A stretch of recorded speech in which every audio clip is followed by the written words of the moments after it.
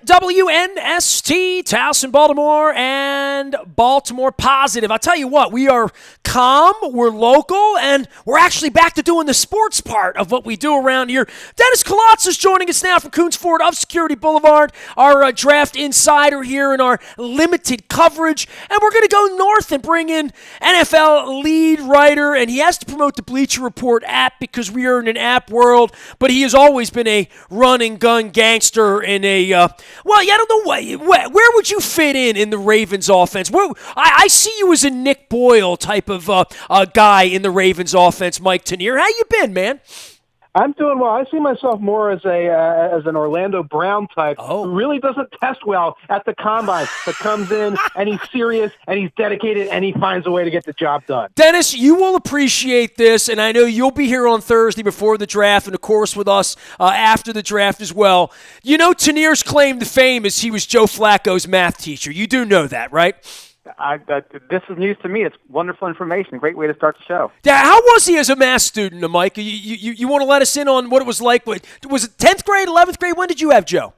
I had Joe in 12th grade, and I'll tell you what, he was the second best Flacco.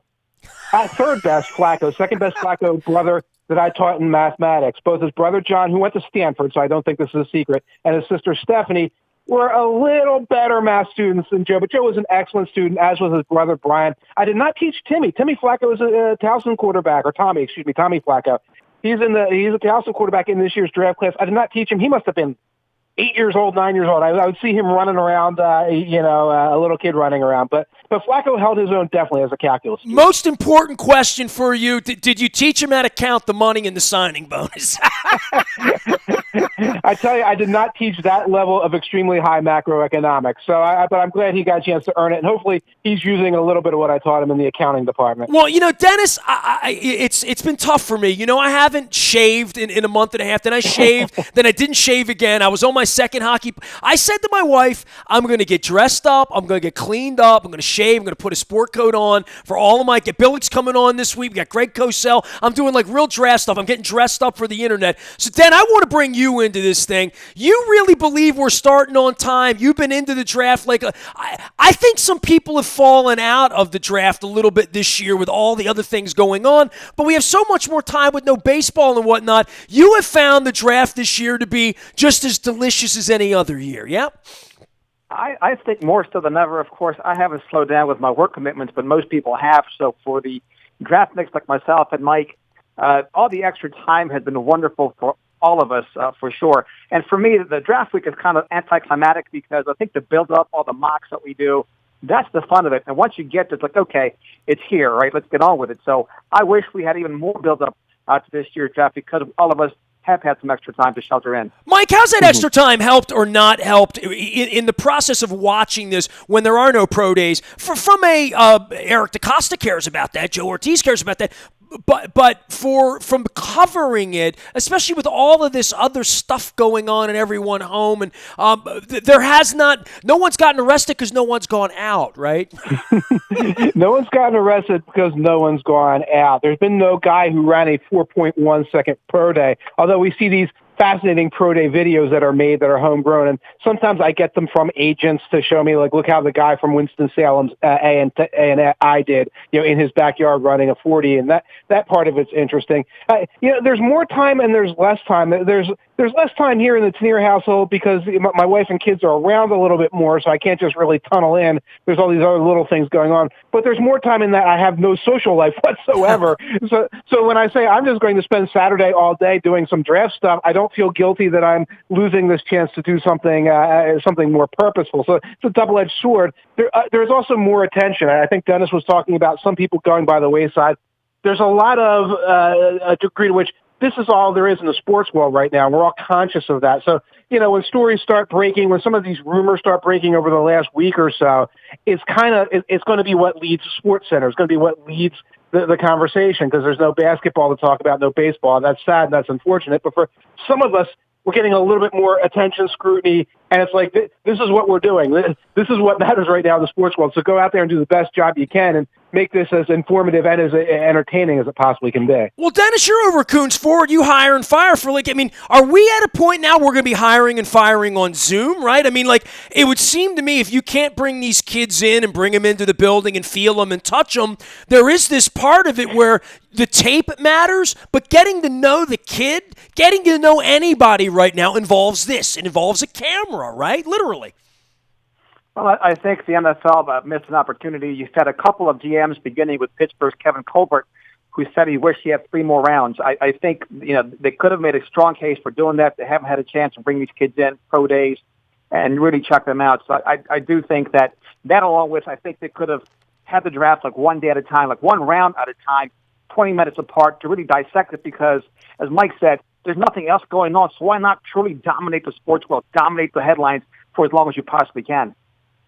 Mike, for you with the Vegas part of this and it falling apart and coming to this, the internet and how this thing's going to work on Thursday, technologically and all of that's gone into all of this, I expect it to go relatively smoothly, but the weirdness of the draft for me is always in the connectivity of moving from here to there, coverage from here to there, what's going on. This is going to be a draft where trades are going to happen. I'm convinced the Tua part of this and the quarterback part of this is going to make Thursday. It would be kind of a wild night, I would think, if they were out in Vegas. I think it might even be a little wilder with connectivity issues and how you get on the phone to transact a deal in the middle of doing all of this when everybody's displaced. And in the Ravens case, everybody's used to just knowing where they sit because they've done it together for so long.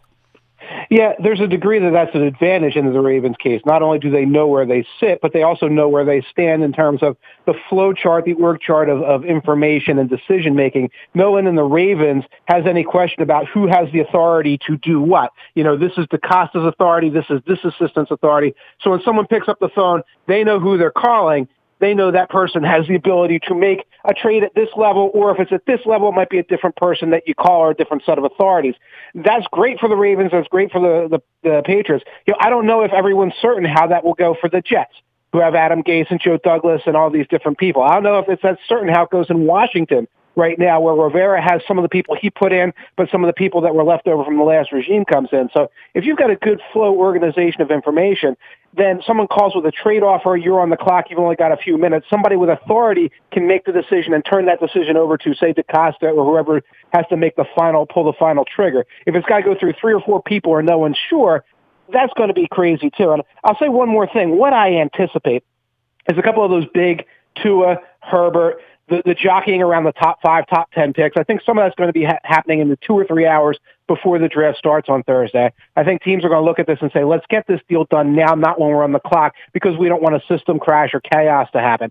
That's not that unusual. About 10, 12 years ago, it was common. I remember the Julio Jones trade and the Trent Richardson trade. Those happened like an hour, 2 hours before the draft for whatever reason. I think you're going to see a couple of big trades beforehand, and then in the first round, teams are going to be like, okay, now that we've made those big moves, let's just make sure that we can get the picks in and move forward. Well, that's one thing at 14-2 is we think, well, how do you get better from 14-2? And, the loss of Marshall Yanda, the pickup of Calais Campbell and the offseason stuff. But the Ravens' needs don't feel to be really large, and it feels like they're already really good at doing this. How could this part where they don't have pro days, where they don't bring players in, where the communication's bad in other places, how do we think this benefits them? And I think, Dennis, you and I believe there's institutional knowledge. First off, they're pretty good at this to start with, that this would be a market advantage for them.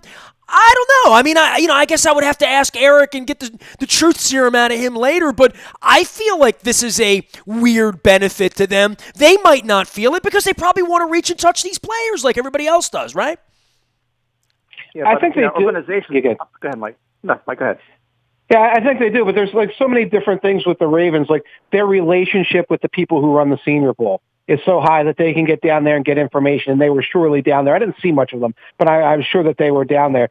Similar with the Shrine Game, et cetera. They've got this network of information and communication that they have of people they trust, of relationships that have gone back 10, 15 years, that I don't think that necessarily other teams have quite under control, again, because there's constant upheaval, and specifically in the case of Mobile and the and the people down in the Alabama area there. I mean, for years, obviously, Phil Savage was a Ravens guy. He ran it, then Nagy take over. He knows all those people. There's a communication network that's built on trust that gives the Ravens a little bit of an edge. Again, that I think the Steelers have and the Patriots have, but some of these other teams don't. Go ahead, Dan.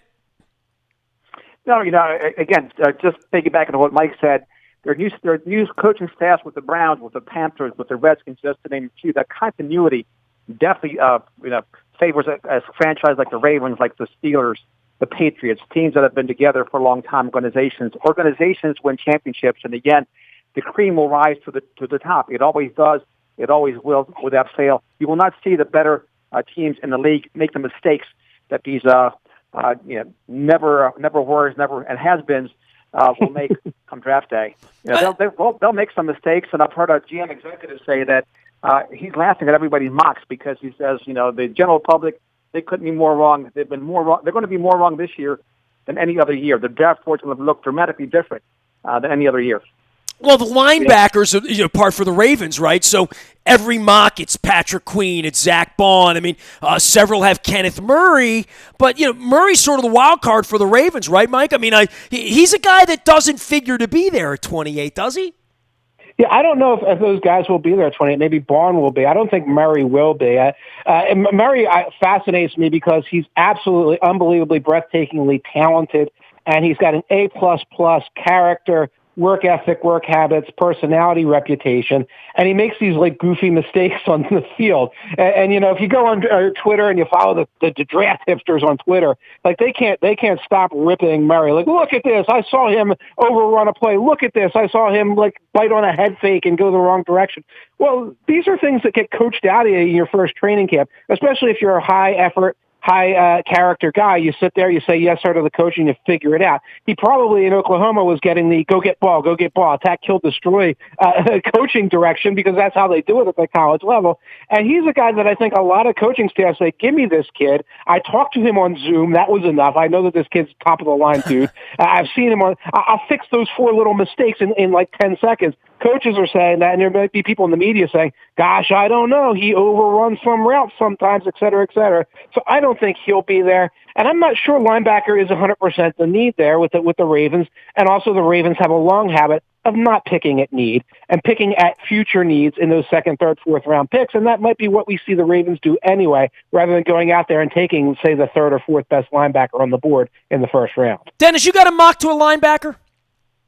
I do, but you know what? Murray, I've got a 2nd-round grade on him. I love him a lot. As Mike said, his character is through the charts. I mean, he's a future NFL player, man of the year, just like Calais Campbell. He's the kind of guy you want as your neighbor. He's had 3 siblings with special needs. He's helped his parents raise. He's a high character, high class. But does that mean he's a 1st-round talent? In my eyes, no. I don't think that they're going to trade up. I think it's going to take too much to trade up to get him. I don't think he's going to be there at 28. Ravens have plenty of leads. They'll take the best player available. I can't see them moving up. Mike Tanier joining us here from Bleacher Report, as well as Dennis Kolotzis from Coons Florida Security Boulevard. Dennis will be back here on Thursday from 3 until 5, getting you ready for the draft live via satellite from wherever you are. We're going to do some stuff together in the aftermath. We're going to do some stuff leading up to Thursday. Mike, you follow me out in the real world. I mean, it's been COVID. It's been, corruption. It's been nightly press conferences. It's been mask and PPE. It's been my city. It's been all of this, right? And this stoppage for everybody to come back to the draft a little bit. You're up in Philadelphia, a lot of things going on up there, kids out of school and your background and all that. Some thoughts about them having this draft, and do you perceive that this is NFL arrogance in this way, or just, hey, we got to pick the players, or, hey, we're going to prepare until there's a season, until there's not a season? I think there was a question about why are they doing this and why are they doing this now. I think the NFL just does this, and we're all going to stop and play along as though we're all going to come out of this okay, and there's going to be a season, and we're all going to pile 70,000 into M&T Bank to see the 14-2 Ravens. But there has to be a little backdrop of weirdness about this all the way around, that they're doing this, and this part of this sort of the echo thing of no opening day, no March Madness, this is the only thing there is, which I think all of us who love sports, we're all going to come back to it on Thursday night, but I am a little more I'm a little further away from it. I wasn't in Indianapolis. I haven't studied stuff. The Ravens picked 28. Things are good. I've been on the phone with Wells Fargo about a PPE for 15 hours the last 2 weeks. So there's been a little part of it that's away. That when I come in on Thursday, this is my chance to catch up with the league, quite frankly, and the only thing that'll be normal in my life in the last 6 weeks, quite frankly. Yeah, and especially when free agency started and COVID was dawning upon us, there was a lot of, the NFL arrogance, how dare they, and all. And I was mentally, and I still am to a degree mentally in the same place, like, I can't focus on this. Like, how do I do this? I've made less phone calls this year than I've made in the past. I've talked to fewer prospects, not just because availability is an issue, because frankly, a lot of times the young individuals available because they're in the house too, but just because it's hard to turn the page. And what I've been learning over the last 6 weeks or so is you save tomorrow for tomorrow.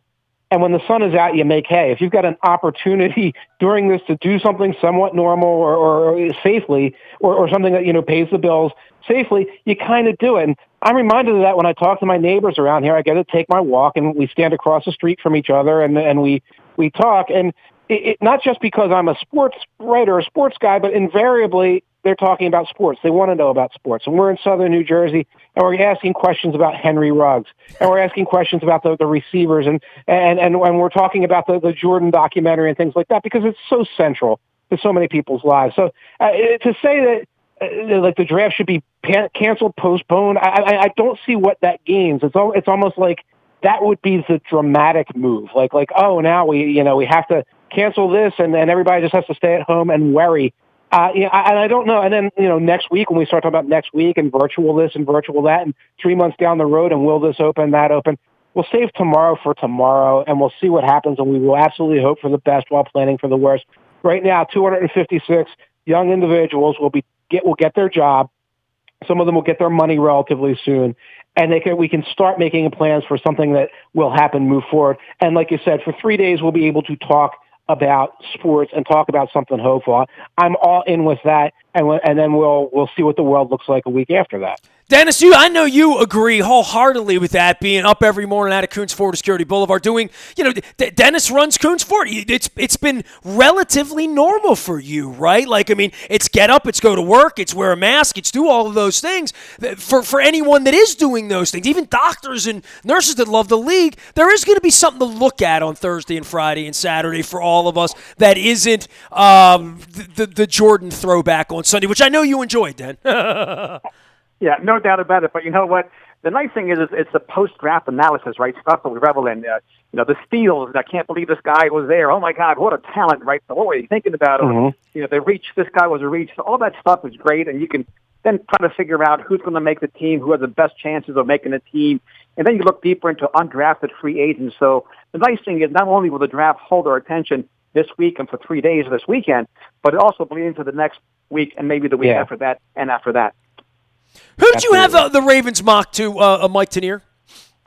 I don't have it up right now, but I believe my mock draft dropped today. I believe it was Grant Delpit, safety, out of LSU, and it was a little bit of an unusual choice there. I think that they want to get reinforcements in the secondary. I think they're a team that doesn't draft for immediate need; they draft for future needs. And of course, you've got some older players back there in the secondary. And I wanted to talk about, and while doing that, the phenomenon of the fact that the Ravens never drafted a player from LSU ever. I know you mentioned Patrick Queen earlier. They've never drafted the LSU player. They've only drafted one Auburn player. And we can probably remember some of the heritage of some of the people who ran that organization, and maybe there was a little bit of rivalry at work there. But hey, they brought the Auburn kid back this year, for crying out loud, that's right? That's right. They do. They bring some of them in and they bring some of them back, but it's extremely rare to draft some of those SEC rival schools. But what I had them doing at that point was taking the best player on my board, because I think that's how they operate. I had in my mock draft Delpit falling a ways because of some guys rising up, and the Ravens snatching him as somebody who's going to be a future talent, and a immediate talent as like a nickel dime guy, and a future talent as someone who could plug in and help their defense. Tanier always dropping like knowledge on me. Dennis, did you know that, like off the top of your head, that the Ravens had never drafted a player from LSU? Because I didn't. Like now that I'm thinking about it, but like that's a fascinating little nugget, is it not? For the last decade, you can check my Twitter timeline. I've been saying that not only have not drafted anyone from LSU, but also from Clemson. So, Well, they brought Trevor Price in, though. Come on now. They let him on campus. Nope. They've had free agents and they signed people, the players from other teams that drafted them, but never an organic player from Clemson or LSU. So, T. Higgins is out there. A lot of great players, both of those programs, and perhaps this will be the year that they break from drafting an Alabama player, although plenty of good ones there too. Well, Kenneth Murray's Oklahoma too. They have a little Oklahoma thing of late too. So, Sure. Mike, always a pleasure. Tell me about the app and where to get you and Bleacher Report and all the cool stuff you do. Aside from the fact that you always have an asterisk next to your name here in a special way. You get a gold star for being Joe Flacco's 12th grade math teacher. You'll always be that here. So, I hear you. Well, folks can find me on the Bleacher Report app. Download it wherever you download your apps, and then you can follow your favorite teams, your favorite players, your fantasy players, your favorite writers, including me, Matt Miller, Mike Freeman, Ty Dunn, and all the rest of the NFL team. And during this, all through the draft, I will be doing pick-by-pick grades on the app. So not only will Matt Miller and Adam Lefkoe and some other celebrities be doing their show on the app, and you can watch it there, but you can follow me, written grades, written write-ups, some jokes, some analysis, some stats, lots of things to give you complete coverage this draft weekend. I was trying to find somebody with Matt Miller's phone number because he comes by at the Super Bowl every year, and I keep forgetting to ask him for his number. Now I know where you are, Tanier. And unlike you, I've shaved up for the show today. I kept a little soul patch here. I know you had the beard going out and all that stuff, man. But this is a time to throw the razor away, I think, right? I actually trimmed my beard down so it was more mask-worthy. But you know what? It's up to each people. There was somebody who wrote this article saying, stop wearing sweatpants while you're working from home. Do what you feel comfortable with. Some folks are going to grow that beard out. Some folks like me want to get it trimmed and keep everything looking less wolfen than normal.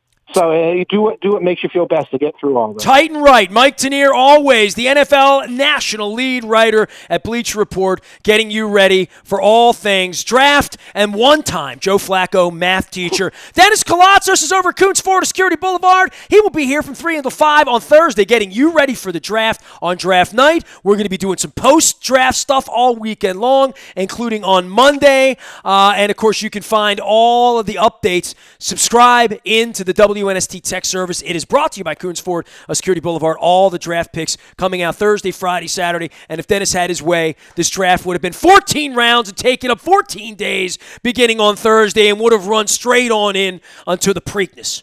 My little Preakness hat out. I'm not cutting my hair, but I did shave my beard, and I'm dressing up this week for draft week because these clothes were just like sitting in the closet and they hadn't been touched. So you'll see me wearing my fine couture all week here, brought to you by our friends at Coons Ford Security Boulevard. I am Nestor. We are WNST.net, AM 1570, and Baltimore sports, keeping calm, staying local, and always staying Baltimore positive.